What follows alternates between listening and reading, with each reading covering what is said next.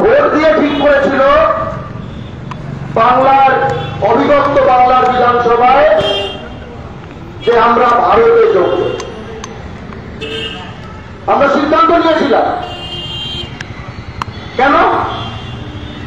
কারণ আমরা ভেবেছিলাম যে আমাদের অবস্থা পূর্ববঙ্গে বাঙালির যে অবস্থা তার থেকে পশ্চিমবঙ্গে বাঙালির অবস্থা ভালো হবে। খুব স্পষ্ট কথা। পূর্ববঙ্গে বাঙালির যে মালিকানা তার থেকে পশ্চিমবঙ্গে বাঙালির মালিকানা বেশি হবে। পূর্ববঙ্গে বাঙালির যে শক্তি তার থেকে বুঝতে পারছি, কারণ আমার পরিবার এক অর্থে সেই প্রক্রিয়ার সঙ্গে যুক্ত। 1947 সালে 20শে জুন যখন বাংলার বিধানসভায় সেই ভোটটি হয় যে ভারতে যোগ দেওয়া হবে না পাকিস্তানে যোগ দেওয়া হবে, সেখানে ভারতে যোগ দেওয়ার পক্ষে যে যে বিধায়করা ভোট দিয়েছিলেন তার মধ্যে প্রথম ভোটার হল আমার ঠাকুমার বর্দা গোবিন্দলাল ব্যানার্জি। খুলনার লোক ছিলেন, যদিও আমরা ঘটি, আমরা হুগলির লোক। এই কথাটা বলছি তার কারণ আজকে এত বছর পরে বিজেপি পার্টি হঠাৎ হিন্দু বাঙালির সহায় হলো। আমার ঠাকুমার বর্দা কংগ্রেস করতেন জীবনের শেষ দিন পর্যন্ত। 1946 সালে নির্বাচন হয়েছিল, কংগ্রেস পেয়েছিল হিন্দু বাঙালিদের 90% আসন, 10% ভোটও পায়নি সেনাপ্রসাদের দল। তখন কিন্তু সাম্প্রদায়িক পরিস্থিতি খুব তীব্র। বাংলা ভাগ হল, উদ্বাস্তুদের ঢল নামল, 50-এর দাঙ্গা, বরিশাল, খুলনা, ঢাকা, এগুলো আমার ঠাকুমার দিকে মায়ের দিকে পরিবারে আমি শুনতে শুনতে এর প্রত্যক্ষ ঘটনা জানতে জানতে বড় হয়েছি। আমরা কোনো আকাশ থেকে পড়িনি। 52 সালে ভোট হলো এই পশ্চিমবঙ্গে, সেনাপ্রসাদের দল আবারও হিন্দু বাঙালিদের 10% ভোটও পেল না। 52 সালে ভোট দিয়েছেন এরকম কেউ হয়তো আর বেঁচে নেই। কিন্তু একটু একটা কথা ভেবে দেখুন তো, তারা কি নেহাত নির্বল ছিল? একটি ভয়ঙ্কর সাম্প্রদায়িক পরিস্থিতিতে, মানে যে সময় বলতে গেলে এখন কল্পনা করলে মনে হয় যে এর থেকে তারপরে দেশভাগের অভিঘাত, তারপরের যে নির্বাচন সেবারও ভোট দেয়নি উদ্বাস্তুদের যে ঢল, তারা কি এতই বোকা ছিলেন? যে যুবক আজকে হোয়াটসঅ্যাপে সেই সময়ের কথা জানছে, আর যে উদ্বাস্তু সেই সময়ের মধ্যে বেঁচে থেকেছে, কার জীবনের অভিজ্ঞতা, কার সত্যের অভিজ্ঞতা গুরুত্বপূর্ণ আমাদের জন্য? যখন ওপার থেকে আপনারা এখানে এলেন, বা এক অর্থে আমরা এখানে এলাম বলবো, যদিও আমি ঘটির ছেলে, কারণ আমরা বাঙালি জাতি। এইসব ছিল, 3তলা বিল্ডিং ছিল। প্রথমে টেন্টও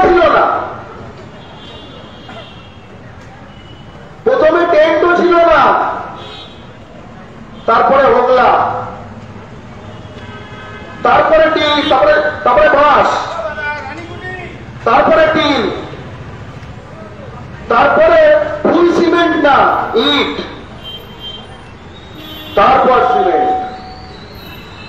এই লম্বা সময় আজকে যারা আপনার প্রতি সহানুভূতিশীল, আপনারই যেন লোক তারা এই প্রকাশ করতে এসছে, তারা সেদিন কোথায় ছিল? কোথাও ছিল না। এই এলাকায় কিন্তু আরএসএস ছিল না, এই এলাকায় ইউসিআরসি ছিল। ইউসিআরসি এই সংগঠনটির নাম হয়তো এখন অনেকে জানবে না। বুকবাস্তুদের সংগ্রামের সংগঠন, সর্বদলীয় সংগঠন, একটা বড় সময় ধরে। যখন বিড়লার জামাই লায়লকার মাটি, মানে দখল করা মাটি, কারণ বাংলায় বিড়লার সবই দখল করা, মরুভূমি থেকে তো আর পলি মাটি মাথায় করে নিয়ে আসেনি, তাই না? সেটা যখন ওপার বাংলা থেকে উদ্বাস্তুরা এসে বসে গেল, তখন বিড়লারা বলেছিল পুলিশ পাঠাও, তখন গোর্খা পুলিশ থাকত। তখন সিআরপি পাঠাও বলেছিল, পাঠিয়েও ছিল কয়েকবার। সিআরপি মানে সেই জিনিসটি যাদেরকে দেখলে আজকে আপনি মনে করেন এই হলো রাষ্ট্রপ্রেমী, এই তো আসল বাঙালি। তো সব 2 নম্বরই, সব 2 নম্বরই, এইগুলোই আসল। সেই বিড়লার থেকে তখনও তারা ফান্ড পেত, আর এখনো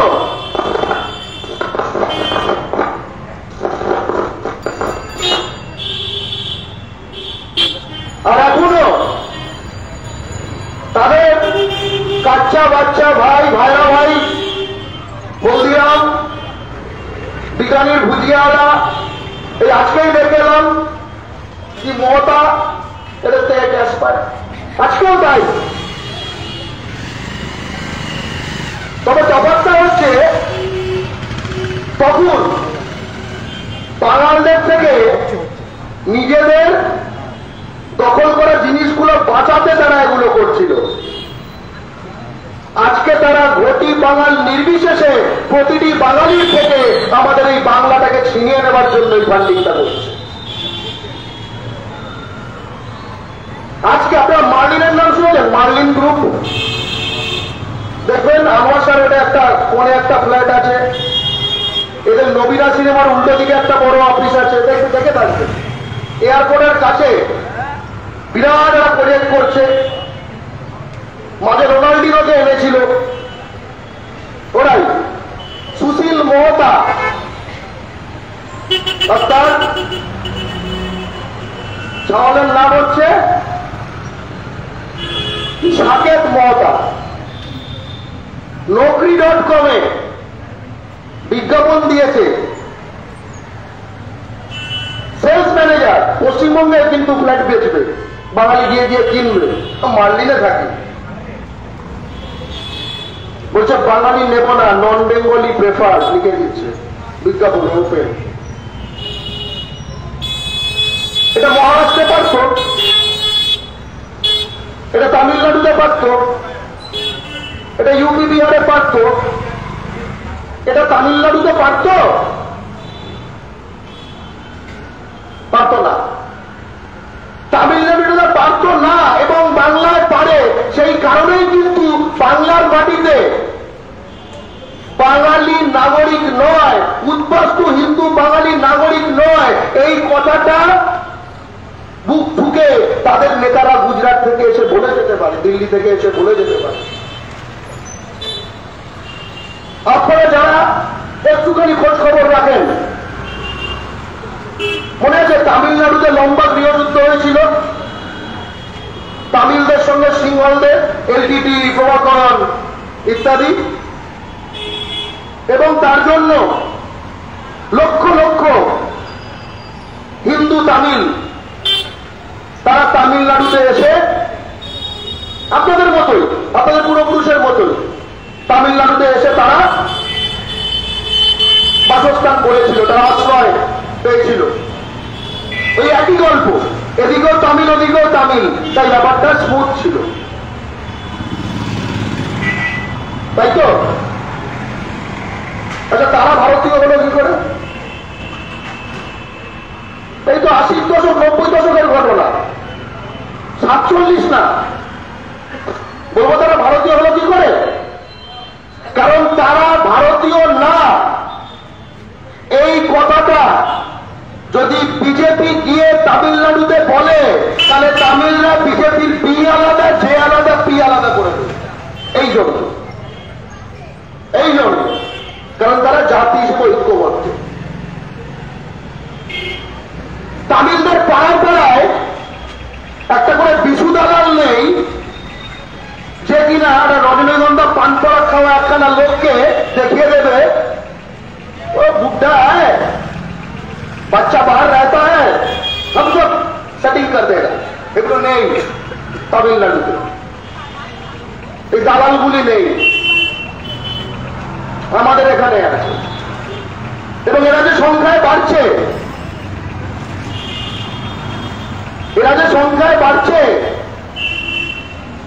বোঝেন না? কৃষকে দেখে আপনাকে ভারতীয় মনে করে, ভারতীয় ছাড়ুন, আপনাকে মানুষ মনে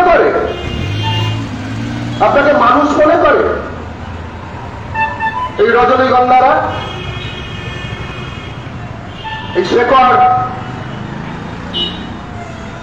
ভাবার চেষ্টা করুন। এই মার্লিনের কথা বলছি আর এই রজনীগন্ধার কথা বলছি, বলতেলাম নাগরিকত্ব, তার একটা কারণ আছে। যে জাতির নিজের মাটির ওপর, পুঁজির ওপর, চাকরির ওপর, বাজারের ওপর, বন্দরের ওপর, জুট মিলের ওপর, আপনার চা বাগানের ওপর, আপনার খনির ওপর, আপনার চর্মশিল্পের ওপর, আপনার জনবিন্যাসের ওপর, আপনার জনপ্রতিনিধিত্বের ওপর যদি নিজের অধিকার না থাকে, যে মাটিতে দলের উপর জাতি এই জিনিসটি প্রতিষ্ঠিত না হয়, সেই জাতিকে কিভাবে ধ্বংস করা হবে, সেই জিনিসটি উত্তরোত্তর তার বিরুদ্ধে ষড়যন্ত্র বাড়তে থাকে। একটা ক্যান্ডিডেট আছে আসানসোলে, আপনি জানেন, বিজেপির, সুরিন্দর সিং আলুওয়ালিয়া। তার দেওয়া হলফনামা অনুযায়ী তার বাড়ি বিহারে। শত্রুঘ্ন সিনহা, তার বাড়ি বিহারে। প্রথমে যাকে দাঁড় করাতে গেছিল বিজেপি, পবন সিং, একটা ভোজপুরি পর্ন স্টার, নীল ছবি করে, এবং তার নীল ছবির টপিক কি?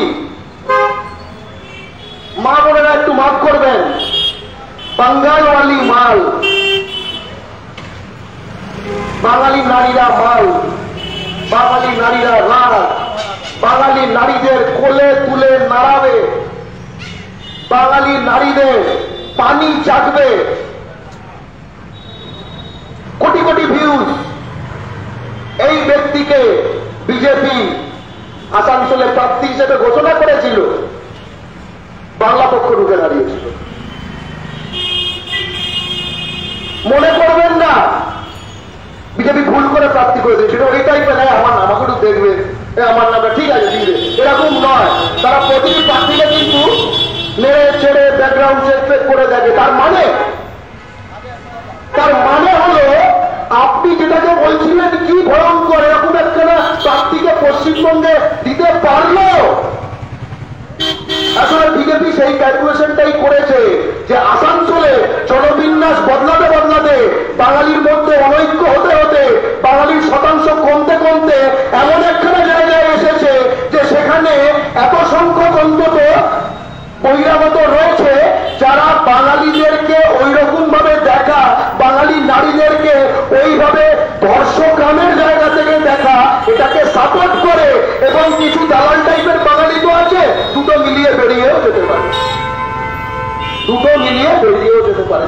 ক্যালকুলেশন যথেষ্ট ঠিক ছিল।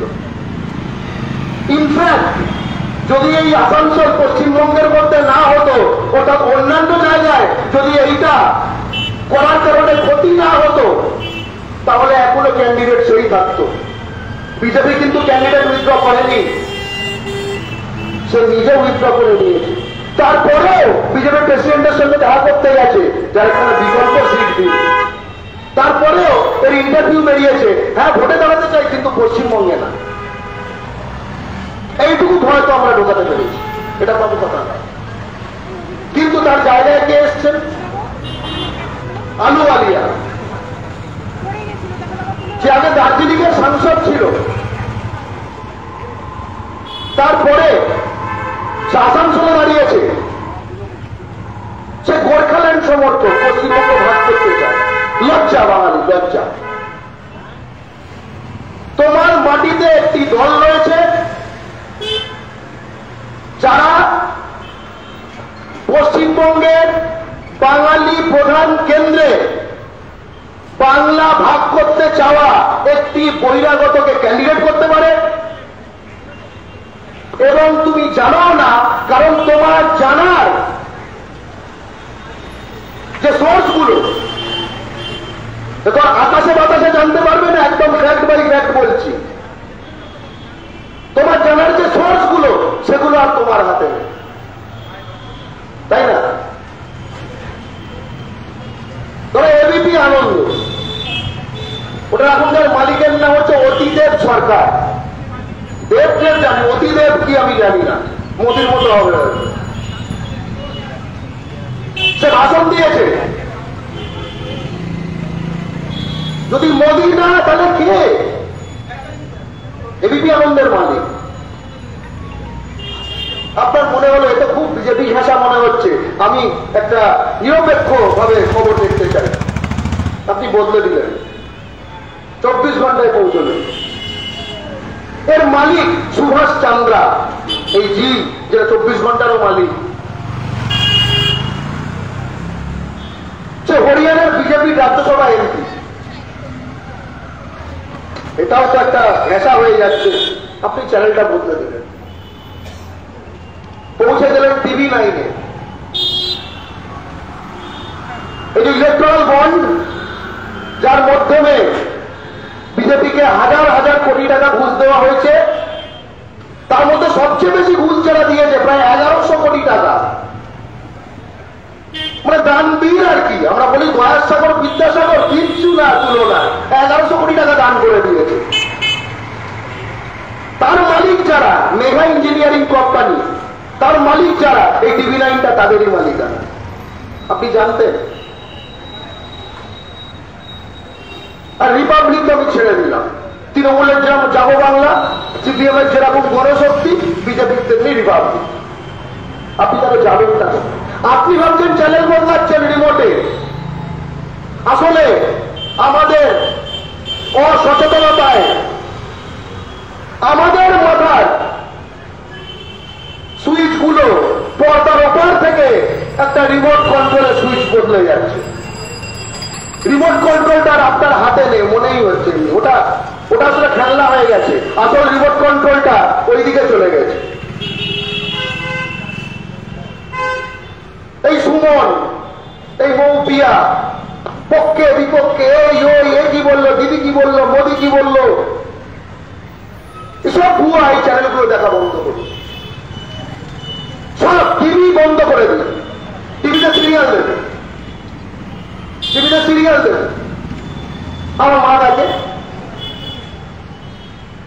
কি বদমাইশ মেয়েটা, ঠিক আছে, এতে কারোর ক্ষতি হবে, এতে কারোর ক্ষতি হবে না।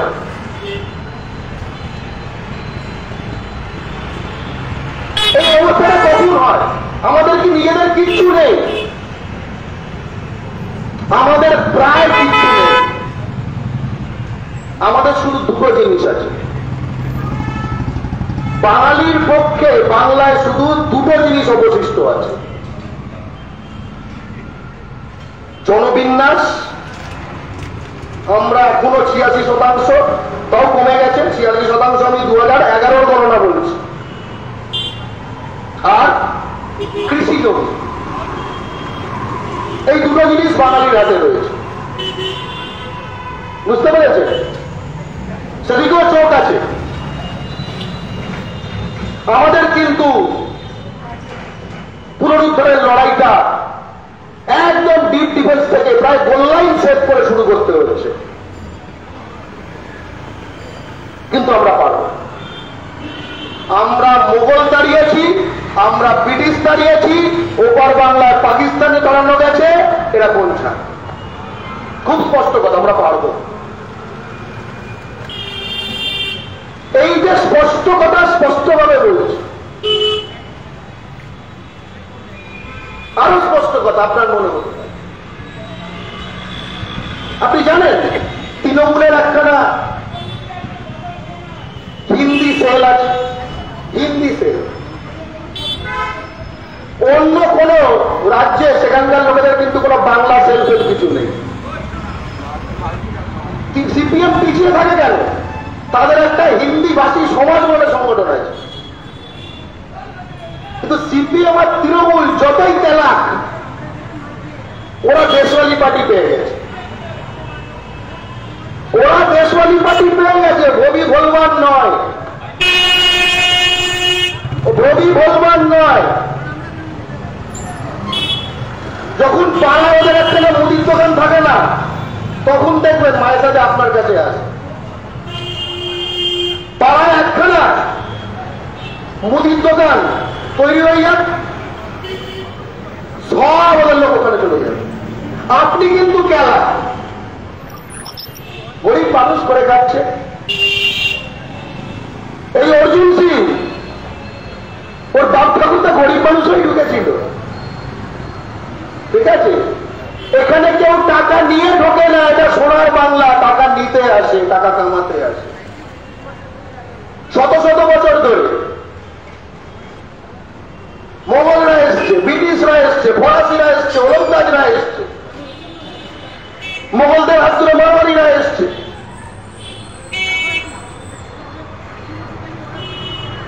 আর এখন এরা,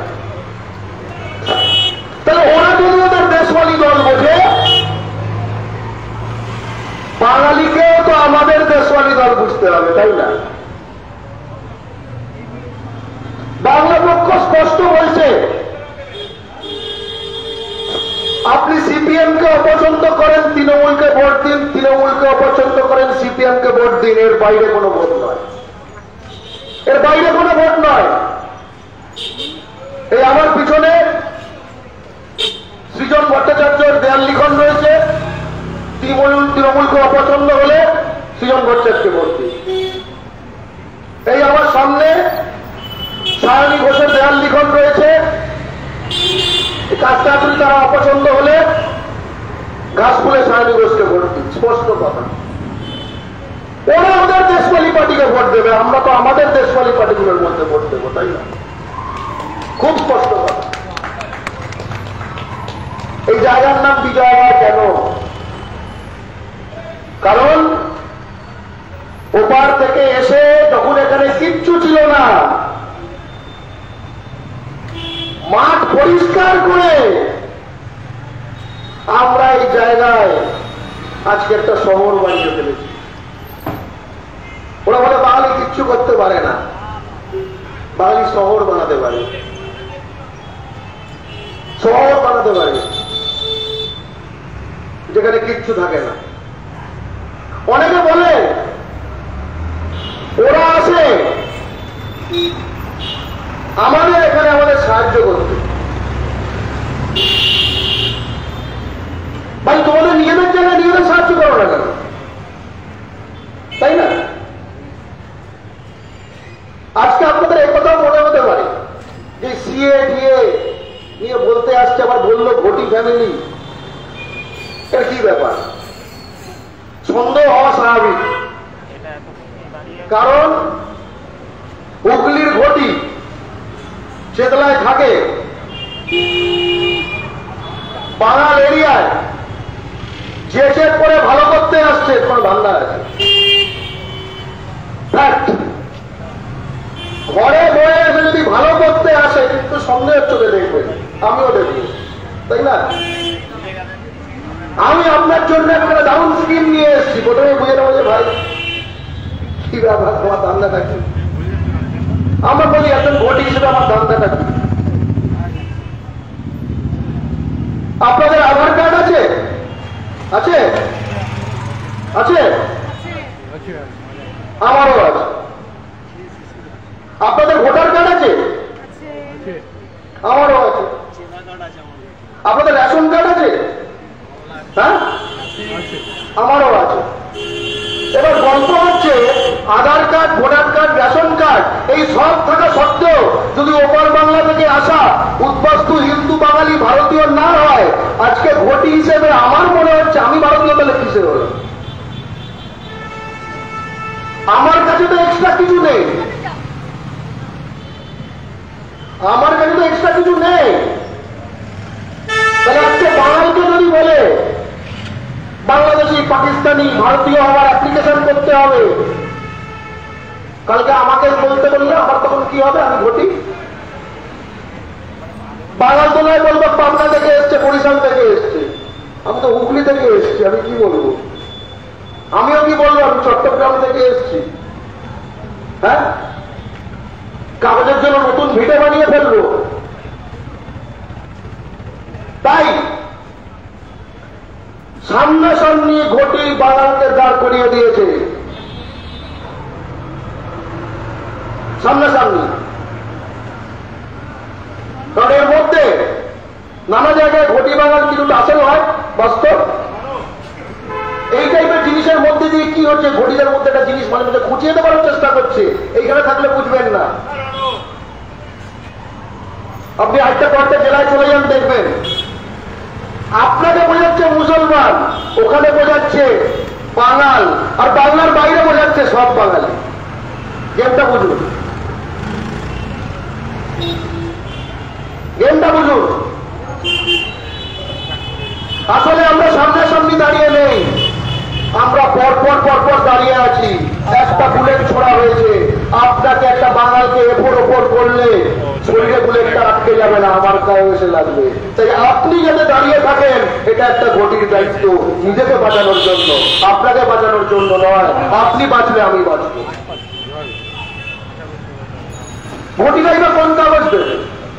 আপনাদের মনে হতে পারে ঘটিরা তো অনেকদিন ধরে এখানে আছে, আছে, কিন্তু আজ থেকে 40, 50, 60 বছর আগে কজনে হাসপাতালে ডেলিভারি হয়েছে ভারত? আজ থেকে 50, 60, 70 বছর আগে কজনের বাপ ঠাকুর স্কুল কলেজে পড়তো, কোথায় তার কাগজ? আজ থেকে 60, 70 বছর আগে অপারেশন বর্গা হয়েছে, সেখানে বর্গাদাররা নথিভুক্ত হয়েছে 77-এর পরে। তার আগে যে ভূমিহীন কৃষক, যে ভাত চাষি, তার কি আছে? তবু যার জমির সঙ্গে সংযোগ রয়েছে জীবিকার জন্য, তার একটা বিষয় আছে। আচ্ছা, জেলের কি কাগজ আছে? মাছে ভাতে যে বাঙালি, সেই মাছ হাজার হাজার বছর ধরে বাঙালির পাতে যে দিয়েছে, সেই জেলের কি কাগজ আছে? আমাদের এই বাংলার জাতীয় উৎসব দুর্গোৎসব, এই দুর্গোৎসবে আমাদের মায়ের মৃন্ময়ী যে রূপ, সেই রূপ এই বাংলার পলিমাটিকে নিয়ে দলা করে এই মাটিতে যারা শতকের পর শতক ধরে মায়ের রূপ করছেন, অর্থাৎ আমাদের এই বাংলার অস্তিত্বের পরিচয় দিচ্ছেন, তার কি কাগজ আছে সেই পালের? আমি জানতে চাই। আমাদের ভারতীয়ত্বের পরিচয় দিতে হবে। আরে আমরা যদি, আমাদের পূর্বপুরুষরা যদি ভারত স্বাধীন না করত, তাহলে তোরা হারাতে পারতিস? তোরা হারাতে পারতিস? সরকার থেকে স্বাধীনতা আসেনি, কি ঘুরিয়ে ঘুরিয়ে স্বাধীনতা আসেনি? সুভাষচন্দ্র বসু, বাঘা যতীন, মাতঙ্গিনী, সূর্য সেন, তারা সুচিত্তরঞ্জন দাস, ছেলের জন্য এসছে। 47 সালে ব্রিটেনের যে প্রাইম মিনিস্টার ছিল স্বাধীনতার সময়, সে 50-এর দশকে সাক্ষাৎকারে বলে গেছে যে সুভাষ এই জন্য। আজকে সুভাষের জাতিকে ভারতের মাটিতে গান্ধীর জাতি, জিন্নার জাতি, অনেকে জানে গান্ধী গুজরাটি, কিন্তু জিন্না গুজরাটি অনেকে জানে না। তাদের কাছে প্রমাণ দিয়ে ভারতীয় হতে হবে। আমার সে গুজরাট থেকে অমিত শাহ এসে ওপেন বাঙালিকে কাঙালি এবং উইপোকা বলে যান। সেই গুজরাট থেকে অমিত শাহ এসে বারাসাতে জনসভা করে বলে যাবে, কি বলে যাবে, যেটা বলে যাবে সেটা শুনুন। 70 साल से जो अवैध रूप में भारत में वास कर रहा है, মানে 70 বছর ধরে যারা এই ভারতে অবৈধভাবে বাস করছেন। আপনি ভাবছেন পুরনো কলোনি এলাকা 71-এর আগে এসছি, এইসব সিএ বিএ এগুলো সব দূরের ব্যাপার, এগুলো আমাদের বিষয় না।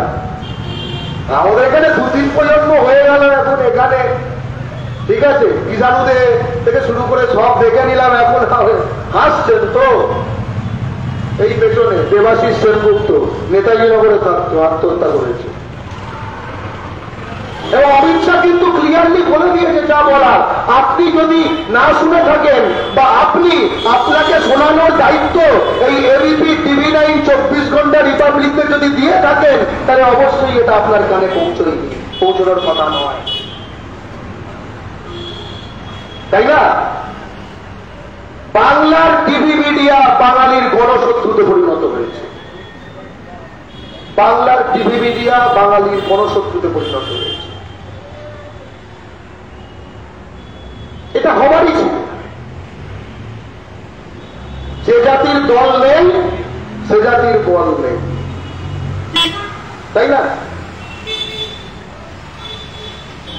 অথচ এই সিপিএম, এই তৃণমূল, এই ভাঙা চোরা যা আপনার আছে, এগুলো দিয়েই কিন্তু ঠেকাতে হবে। এর বাইরে কিছু নেই আপাতত। এটাই বাংলা আমাদের দুর্গের মতো। এই সিপিএম, তৃণমূল এগুলো হচ্ছে আমাদের দুর্গের দেয়াল। আপনি জানেন যে দেয়াল যখন বানিয়েছে, ইটের মধ্যে ঘাপলা করেছে, সিমেন্টের জায়গায় বালি দিয়েছে, লো গ্রেড বালি মেরেছে, লো গ্রেড সিমেন্ট মেরেছে, দুটো ইট ছিল খুলে নিয়ে চলে গেছে নিজের কাছে। আপনি জানেন এই সব করা, কিন্তু তবুও ওটা একটা কিছু। আর ওটা না থাকলে বাঙালিকে নিজের রাষ্ট্রে, নিজের পূর্বপুরুষের রক্তে স্বাধীন করা রাষ্ট্রে নাগরিক করার চক্রান্ত করা, আইন করা বিজেপি আপনার মাটি থেকে লুণ্ঠিত টাকা দিয়ে বন্দুক কামান কিনে আপনার সামনে দাঁড়িয়ে আছে। তাই এই সিপিএম, তৃণমূল এদেরকে গালাগাল করুন, কিন্তু বাঙালি হিসেবে নিজের জাতীয় দায়িত্ব পালন করুন। যেখানে যে ফাঁক ফোকর দেখবেন, তৃণমূল সিপিএমকে গালাগাল দিতে দিতেই ওইখানে একটুখানি ইট একটা ভরে দিন যেখানে ফাঁকা আছে। বুঝতে পারলাম? খুব গুরুত্বপূর্ণ একটা সময় রয়েছি আমরা। সময় গেলে সাধন হবে না। একবার যদি হয়ে যায় তখন কিন্তু তারা ওই বিশু দালাল হওয়াটাই বাঙালি জাতির সর্বোচ্চ স্বপ্নতে পরিণত করবে। যেমন শুভেন্দু অধিকারী, আজকে সুজন চক্রবর্তী, তার একটা গাছ আছে, দুটো কথা বলতে পারে।